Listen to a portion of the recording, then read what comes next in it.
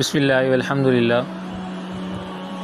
والصلاة والسلام علی رسول اللہ نحمدہ ونصلی علی رسولہ الکریم وعلی آلہ واصحابہ اجمعین۔ میرے محترم دوستو، بزرگوں اور علماء اکرام، ہمارے علم حدیث کے نشستوں میں آج تیسرا سیشن ہے۔ پچھلے سیشنز میں ہم نے حدیث اور سنت کے لغوی اور اصطلاحی مفہوم اور ان کے درمیان ڈفرینس پر تفصیلی گفتگو کی تھی۔ آج ہم اس سلسلے کو آگے بڑھاتے ہوئے یہ دیکھیں گے کہ صحابہ کرام رضی اللہ تعالی عنہم کے دور میں علم حدیث کو محفوظ کرنے کا انیشیل پروسیس کیسے ہوا، احادیث کے کور ٹاپکس یعنی بڑے بڑے ٹاپکس کون سے ہیں، اور کتب حدیث کے بنیادی کلاسیفیکیشن کیا ہوتی ہے۔ عزیز ساتھیوں، جب ہم صحابہ کرام کے زمانے میں علم حدیث کے تحفظ اور آغاز تدوین کی ہسٹری کو دیکھتے ہیں تو ہمارے سامنے سب سے نمایاں نام حضرت ابو ہریرہ رضی اللہ تعالیٰ عنہ کا آتا ہے۔ وہ خود اپنی زندگی کا ایک بڑا ہی خوبصورت اور ایمان افروز واقعہ بیان فرماتے ہیں جو حدیث کی تاریخ کا ایک انتہائی اہم اور کہنا چاہیے کہ ٹرننگ پوائنٹ ہے۔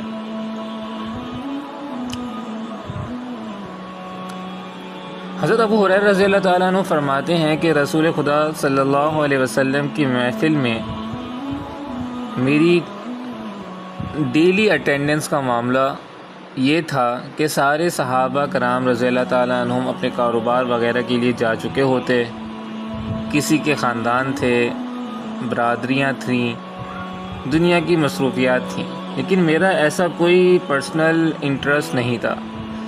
میں مسجد نبوی میں رہتا تھا اور اصحاب الصفہ میں سے تھا۔ نہ میرا کوئی ذاتی روزگار تھا، نہ کوئی ملازمت تھی۔ رسول خدا صلی اللہ علیہ وسلم اپنے گھر سے کھانے کے لیے کچھ بھجوا دیتے تو میں کھا لیتا۔ بس میرا ایک ہی مین پرپس تھا کہ جب بھی آپ صلی اللہ علیہ وسلم مسجد میں تشریف لاتے میں آپ کے قریب جا کر بیٹھ جاتا اور آپ کی زبان مبارک سے نکلنے والی ہر بات کو غور سے سنتا رہتا تھا۔ لیکن ظاہر ہے کہ انسان کی میموری پاور ہر وقت ایک جیسا نہیں رہتی۔ چنانچہ حضرت ابو ہریرہ رضی اللہ تعالیٰ عنہ فرماتے ہیں کہ ایک دن میں نے بارگاہ رسالت میں عرض کیا، یا رسول اللہ صلی اللہ علیہ وسلم، آپ جب کچھ ارشاد فرماتے ہیں تو بعض اوقات مجھے یاد نہیں رہتا، مجھے کوئی ایسا طریقہ بتائیں کہ مجھے آپ کی باتیں ہمیشہ یاد رہا کریں۔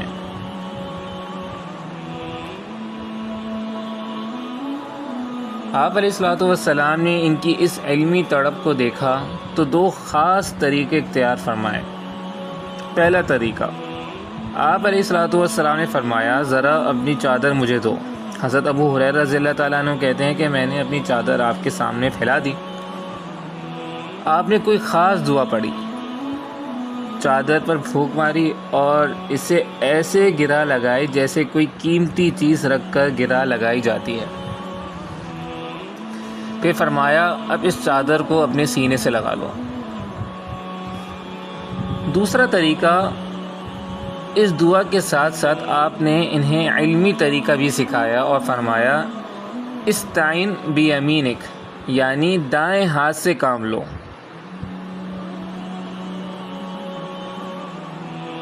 دوسری روایت میں آتا ہے، قید العلم بالکتابہ، یعنی علم کو کتابت کے ذریعے قید کر لو، اسے محفوظ کر لو۔ حضرت ابو ہریرہ رضی اللہ تعالیٰ عنہ فرماتے ہیں کہ اس کے بعد میں باقاعدہ لکھنے لگا اور جو کچھ آپ علیہ الصلوۃ والسلام فرماتے تھے میں جوں کا تو سب کچھ لکھ لیا کرتا تھا۔ اس مبارک عمل اور آپ کی دعا کا یہ اثر کہ اس کے بعد میں زندگی میں کوئی چیز نہیں بولا. جو کچھ میں نے آپ علیہ الصلوۃ والسلام سے سنا وہ میرے حافظے میں بھی فکس ہو گیا اور میرے پاس لکھا ہوا بھی محفوظ رہا. یاد رکھیے یہ سارا علمی ذخیرہ رسول خدا صلی اللہ علیہ وسلم کی حیات مبارکہ کے آخری 3.5 سالوں کا ہے. صحابہ کرام رضی اللہ تعالیٰ عنہ کا یہ دور گویا علم حدیث کا ابتدائی آغاز تھا. یہ سلسلہ تابعین کے زمانے اور بھی دراز ہو گیا. تبع تابعین کے زمانے میں مزید آگے بڑھا اور پھر باقاعدہ تدوین حدیث کا ایک عظیم دور آ گیا. جب یہ سارا ذخیرہ مرتب ہو گیا تو مختلف محدثین نے اس کو الگ الگ انداز سے ترتیب دیا، جس کے نتیجے میں حدیث کے عظیم مجموعے ہمارے سامنے آئے. یہ ہوئی پہلی بات. دوسری بات یہ ہے کہ احادیث کی کلاسیفیکیشن کیا ہے، کہ موضوعات کی، احادیث کی جو کور ٹاپکس ہیں ان کی کلاسیفیکیشن کیا ہے. تو میرے محترم دوستو، محدثین نے احادیث کے ان تمام مجموعوں میں بیان ہونے والے مضامین کو بڑے بڑے موضوعات میں تقسیم کیا ہے. ان موضوعات کو ہم بنیادی طور پر 10 قسموں میں تقسیم کر سکتے ہیں. بعض محدثین نے ان کو 8 ابواب میں بھی سمیٹا ہے، جنہیں اصطلاح میں ابواب ثمانیہ یعنی 8 چیپٹرز کہا جاتا ہے. یہ کوئی ایسی فکس یا متعین چیز نہیں جس میں کمی بیشی نہ ہو سکے، بلکہ یہ محدثین کی اپنی علمی کلاسیفیکیشن ہے.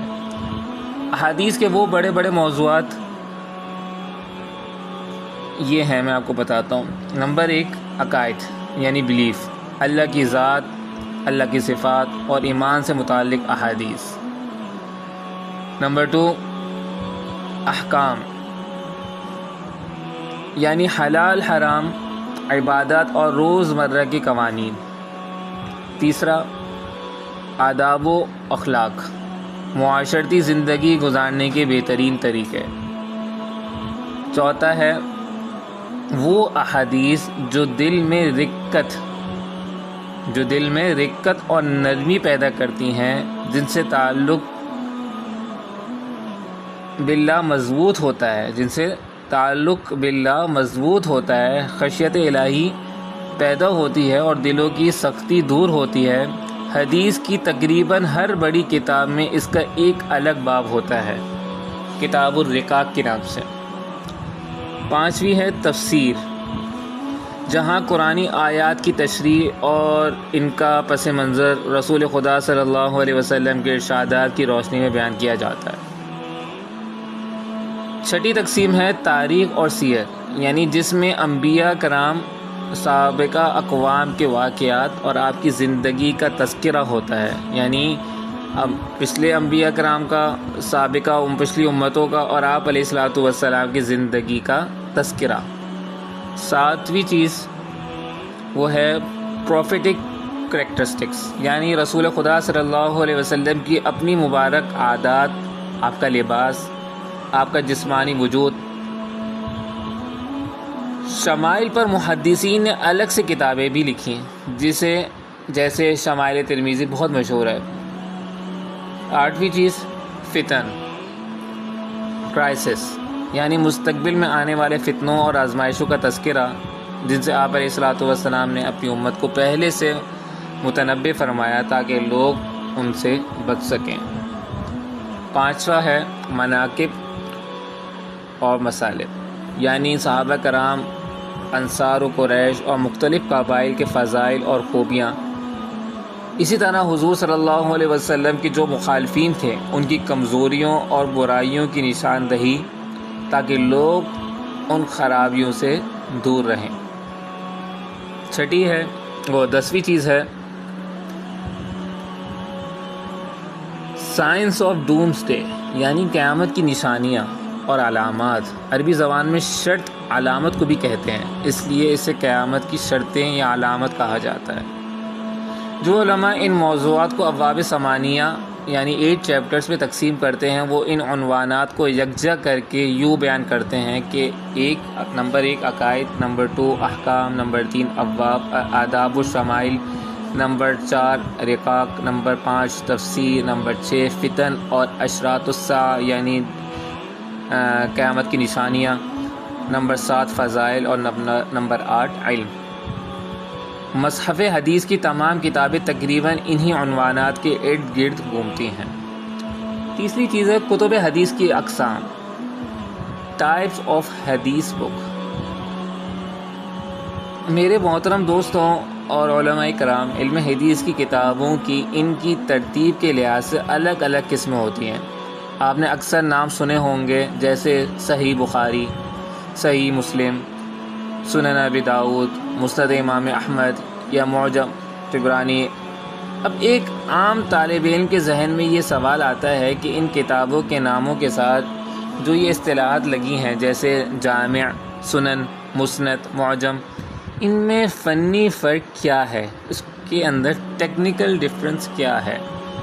انشاءاللہ ہمارے اگلے سیشن کا آغاز اسی اہم نقطے سے ہوگا کہ کتب حدیث کی یہ ترتیب کیسے قائم ہوتی ہے۔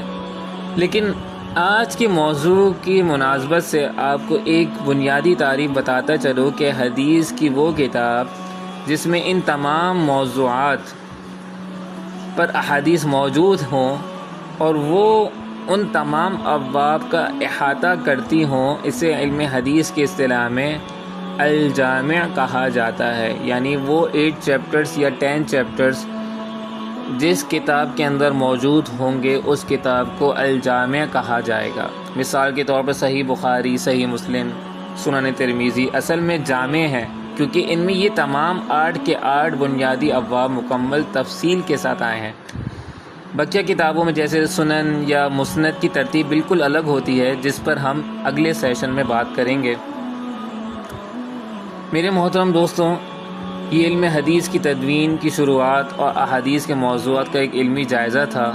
ہمارے اگلے سیشن کا عنوان ہوگا علم حدیث کی ضرورت اور اہمیت۔ ہم یہ دیکھیں گے کہ ایک عام مسلمان کے لیے، پھر اسلامی علوم کے طلباء کے لیے اور خاص طور پر قرآن مجید کی صحیح تفسیر سمجھنے کے لیے حدیث رسول کی کیا اہمیت اور عظمت ہے۔ اس کے ساتھ ساتھ ہم اس پر بھی بات شروع کریں گے کہ جو آج کل پھیلائی جاتی ہیں کہ احادیث کی کتابوں میں ضعیف روایت کیوں ہے اور ان کی حقیقت کیا ہے۔ انشاءاللہ اس پوری سیریز کے بعد آپ کے لیے ان تمام سوالات کے علمی اور اوتھینٹک آنسر دینا بہت آسان ہو جائے گا۔ اللہ تعالیٰ اس علم نافع کو درست طور پر سمجھنے اور اس پر عمل کرنے کی توفیق عطا فرمائے۔ وآخر دعوانا ان الحمد للہ